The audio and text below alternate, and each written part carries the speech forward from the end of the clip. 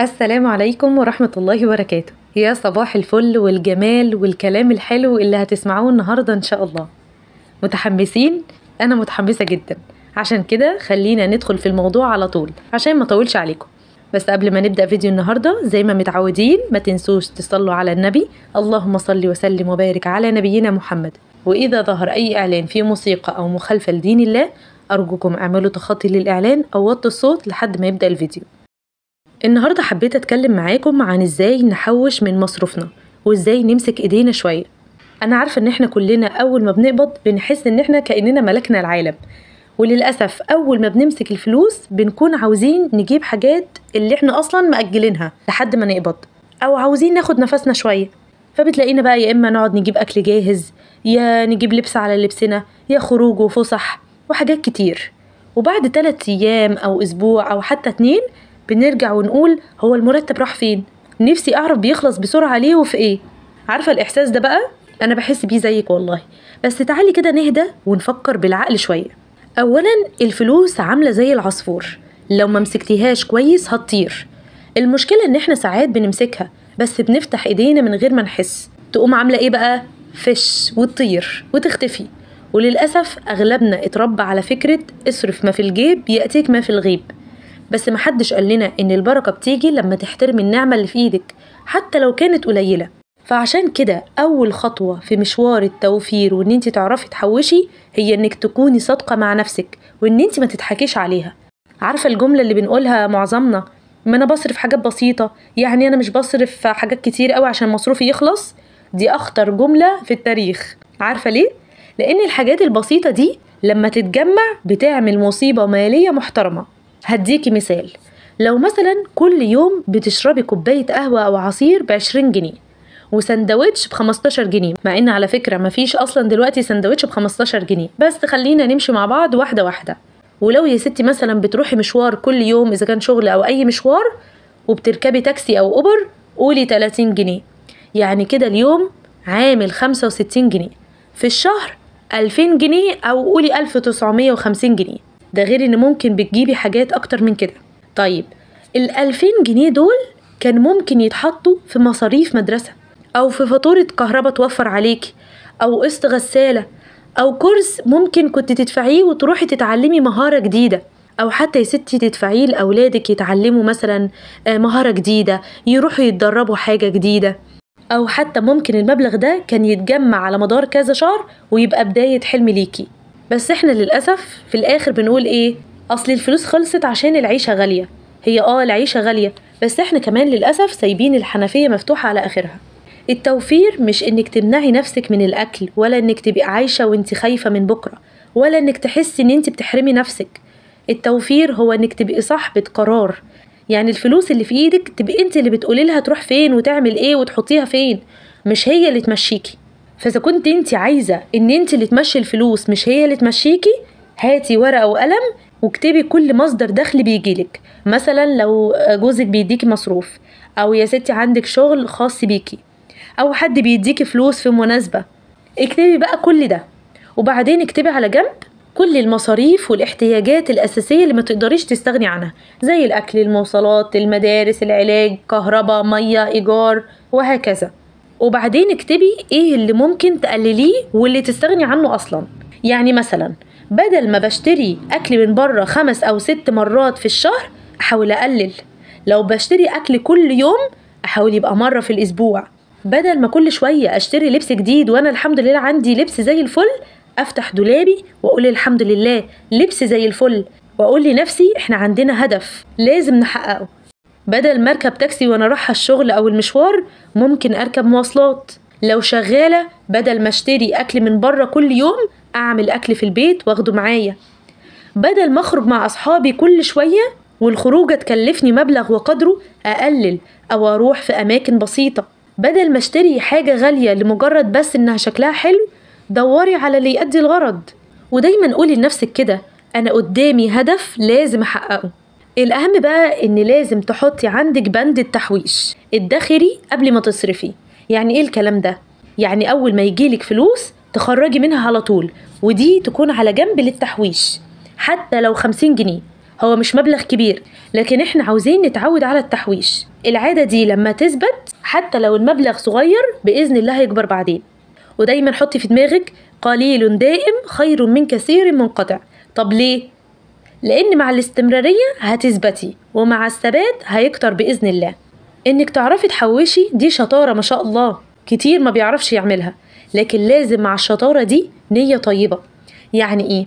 يعني أنا مش بحوش عشان عاوزة أجمع فلوس وخلاص، لأ، أنا بحوش بنية راحة البال، بنية إن عشان ما مدش إيدي لحد وما أقولش لحد اديني وساعدني، بنية إنك تساعدي غيرك لما ربنا يوسعها عليكي، بنية إن عشان لو جالك ظرف تعرفي تتصرفي وما تقوليش لحد اديني وما تتحوجيش لحد.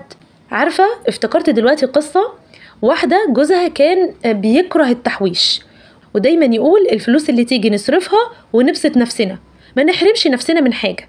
زوجته بقى كانت عكس كده، كانت بتحب ان هي دايما تشيل قرش على جنب، بتبسط نفسها وكل حاجة لكن بالمعقول. كان دايما يقول لها انت بخيلة وان انت صعبة وماسكة في القرش، فكانت بتضطر ان هي تحوش من وراه.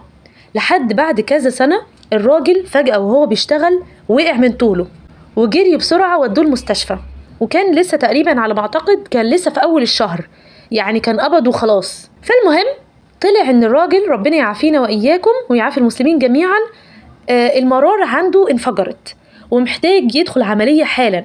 طبعا الراجل وقتها ما كانش عارف يفكر في نفسه ولا يفكر ازاي هيجيب الفلوس دي، وهو طبعا ما كانش شايل فلوس على جنب نهائي. فقال لزوجته طيب هنعمل ايه؟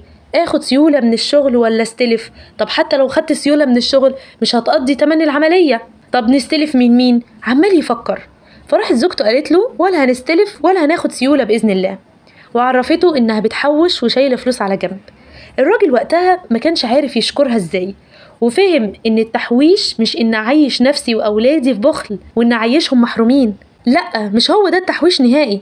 لكن لازم ابقى عارفة ان ممكن يحصل لي اي ظرف وان الدنيا قلابة، لازم احط كده في دماغي. ما ينفعش ابدا تبقى عيني باصة بس لليوم بيومه. مش حرام ابدا ان انا ابقى متطلعة وان انا احلم ويكون عندي حلم، بدل ما مثلا قاعدة في شقة ايجار ليه ما احوش ويكون عندي حلم ان انا يبقى عندي شقة تمليك؟ هتقولي لي صعبة، لا والله ما صعبة على ربنا. طالما ربنا شايفك بتسعي وبتجتهدي وبتعملي اللي عليكي ان شاء الله هيباركلك. اكيد كل واحد فينا عنده حلم نفسه يحققه، طالما الحمد لله اللي انت نفسك فيه دوت مش حرام، اتعبي شوية عشان تقدري توصلي له بإذن الله. عارفة كمان في حاجة مهمة، لو كتبنا كل حاجة بنصرفها لمدة شهر، حتى لو اشتريتي مثلا لبانة بجنيه، هتعرفي بعد كده الفلوس بتتبخر فين. يعني مثلا انا كنت فاكرة نفسي عارفة مصاريفي وعارفة انا بحط فلوسي فين، لكن لما كتبت لقيت العجب. يعني مثلا وانا نازلة اجيب الاولاد من المدرسة اكتشفت ان انا لازم اشتري حاجة من السوبر ماركت، ساعات بشتري حاجة ب10 جنيه وساعات 20 وساعات 30، وللأسف مش هكذب عليكم كانت حاجات مش أساسية نهائي. طبعا الفلوس دي كانت على مدار الشهر، لما جيت حسبتها لقيت ان انا بدفع في حاجات تافهة اكتر من 500 جنيه. فقعدت افكر طب انا ال500 جنيه دي كنت ممكن اشتري بيها اكل للاولاد، اشتري بيها سمنة بلدي، اشتري بيها حاجات كتير، كنت ممكن اشتري بيها حاجات كتير. كنت ممكن اروح مثلا اعلم بنتي مهارة جديدة، اشتري لاولادي حاجة مثلا محتاجينها، او حتى لو كنت حوشتها على كذا شهر كانت ممكن تجيب لي حاجة دهب، ليه لأ؟ عشان كده بقول لكم اكتبوا كل حاجة بتصرفوها. احنا كتير قوي بنصرف وعقلنا بيقول مش دي يعني اللي هتنقص من المصروف، لكن سبحان الله هي اللي فعلا بتنقص. وسبحان الله لما تكتبي العقل بيخزن اكتر اللي مكتوب، فمع الوقت اذا في حاجات هايفة جبتيها هتلاقي نفسك بتقولي لا ما كانش ليها لازمة ان انا اجيبها، فبتعرفي ميزانيتك ماشية ازاي وبتعرفي الفلوس بتتصرف في ايه. فالشهر اللي بعده تقولي لنفسك لا انا محتاجة اقلل من الحاجة دي، ودي تمام ودي ما اجيبهاش اصلا، وهكذا. كان في واحدة بتقول انا بحوش كل شهر 500 جنيه بس عمري ما بلحق اكمل، بلاقي ايديا بتتمد عليهم واشتري حاجات مهمة. فالمهم بيسألوها بيقولوا لها طب يعني ايه هي الحاجات المهمة؟ فقالت ساعات طقم كوبايات شكله حلو، وساعات شاور جل جديد نازل ريحته تحفة. طبعا ده مش تحويش نهائي. التحويش الحقيقي انك ما تلمسيش الفلوس ابدا الا لما يكون في هدف حقيقي هتحطي الفلوس فيه، حاجة هتغيرلك حياتك مش يومك. وطبعا بإذن الله في ناس ما شاء الله بدأت تحوش 10 جنيه في اليوم، بدل ما كانت بتصرفها في حاجات ملهاش لازمة بقت تحوشها، وبعد سنة اللهم بارك بقى عندها مبلغ محترم. في اللي اشترت ماكينة خياطة وبدأت مشروعها، والتانية بدأت مشروع بسيط اونلاين، والتالتة سددت دين كان مضايقها. كل واحدة من دول بدأت بحاجة بسيطة، بس كان عندها عزيمة وإرادة واستعانت بربنا وحطت قدامها هدف. فالفكرة مش في الفلوس بس، الفكرة بالالتزام، وإنها بدأت وما استنتش لما يبقى معاها مبلغ كبير عشان تبدأ. طيب يا آية قول لنا الخلاصة 1 2 3 كده عشان نعرف احنا هنمشي ازاي. أول حاجة يا ست الكل، استعيني بالله عشان ربنا يعينك ويثبتك ويبارك لك، لأن احنا محتاجين ال3 حاجات دول، إن ربنا يعيننا ويكون معانا ويثبتنا ويبارك لنا في الرزق اللي هيدوهنا. ومش هتعرفي تجيبي 3 حاجات دول إلا بالاستعانة بالله، هو الوحيد اللي هيساعدك، لا بشطارتك ولا بشطارة أي حد تاني.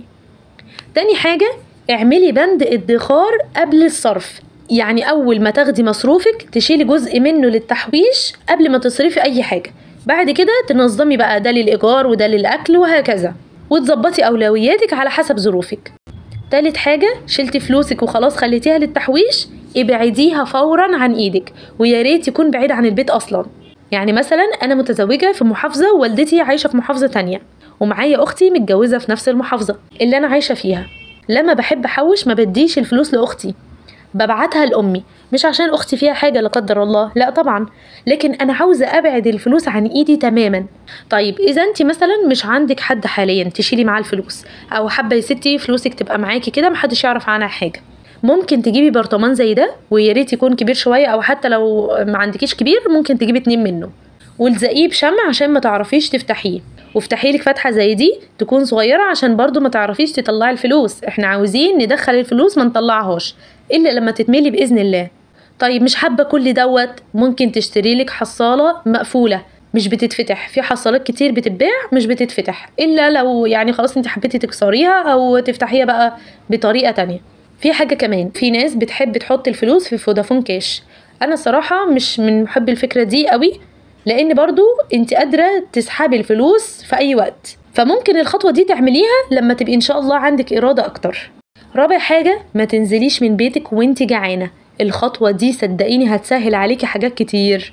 خامس حاجة، ما تنزليش بفلوس كتير، انزلي على قد احتياج المشوار بس، ممكن تزودي حاجات بسيطة عشان لو مثلا حاجة حصلت لا قدر الله، أو في حاجة مثلا واحتاجتي فلوس زيادة، لكن برضو ما تزوديش قوي. سادس حاجة، اكتبي كل حاجة هتجيبيها. سابع حاجة، ما تقوليش لحد، أبوس ايدك ما تقوليش لحد انك بتحوشي، ابوس ايدك اقفلي بقك واقفلي بقك كده على لسانك وما تتكلميش، ما تقوليش لاي حد حتى لو اقرب الناس ليكي. يعني انا يوم ما قلت لامي عشان بشيل معاها الفلوس ويعني ربنا يبارك فيها يتزودهم لي، لكن من الافضل ان انتي ما تقوليش لاي حد. سيدنا محمد صلى الله عليه وسلم قال استعينوا على قضاء حوائجكم بالكتمان، وفعلا صدق الرسول صلى الله عليه وسلم. الحاجة اللي هتقعدي تتكلمي فيها مع الناس سبحان الله مش بتكمل، حتى لو اتكلمتي فيها مع نفسك سبحان الله مش بتكمل، فانتي استعيني بالله كده واقفلي بقك وبالله عليكي ما تتكلمي. حتى الحاجة اللي انت هتشيليها حاولي تبقى بعيدة عن اي حد. ثامن حاجة، النية الطيبة، حوشي لنية طيبة والهدف حقيقي، إذا كان بقى مشروع، إذا كان بيت، إذا كان تعليم أولادك، إذا كان رحلة عمرة ربنا يكتبها لك ويكتبها لي. الحلم هو اللي بيدي للتحويش معنى. آخر حاجة حابة أقولها لكم، الرزق مش دايما في الفلوس أو في الرقم اللي في حسابك، في ناس معاها ملايين بس نايمة مهمومة، وفي ناس على قدها بس مرتاحة البال وقلبها مطمن. الفرق ما بين دول ودول هي البركة، والبركة دي ربنا بيحطها في القلوب اللي بتصون النعمة وبتشكر ربنا عليها. وصون النعمة هي انك تحافظي عليها، ما تضيعهاش هنا ولا هنا وتقعدي تفرتكيها، وتشكري ربنا مش انك بس تقولي شكرا يا رب بلسانك، طبعا احنا لازم نقول شكرا يا رب بلساننا، لكن كمان لازم قلبك يبقى حامد ربنا وحاسة فعلا بالنعمة اللي في ايدك. كمان الشكر لازم يكون بالفعل، ان ربنا افتكرك ووسع عليكي، انت كمان افتكري الناس المسكينة والفقيرة واللي لا حول ليها ولا قوة. دايما لازم تطلعي صدقة لله، وافتكري ان انت بتعملي كل ده لنفسك، مفيش حاجة بتعود لربنا. ودايما حطي قدامك لئن شكرتم لأزيدنكم، ربنا سبحانه وتعالى وعد بمضاعفة الأجر للي هيتصدق، فقال في سورة البقرة: بسم الله الرحمن الرحيم: مثل الذين ينفقون أموالهم في سبيل الله كمثل حبة أنبتت 7 سنابل في كل سنبلة 100 حبة والله يضاعف لمن يشاء. ده غير ان ربنا بيبارك في المال اللي بيطلع في سبيله وما بينقص منه ابدا. كمان الصدقة بتبعد عنك البلاء بإذن الله. الصدقة من اهم الاسباب في دفع البلاء وتغيير القضاء، فبإذن الله لما بتتصدقي ربنا هيبعد عنك الشرور والمصائب.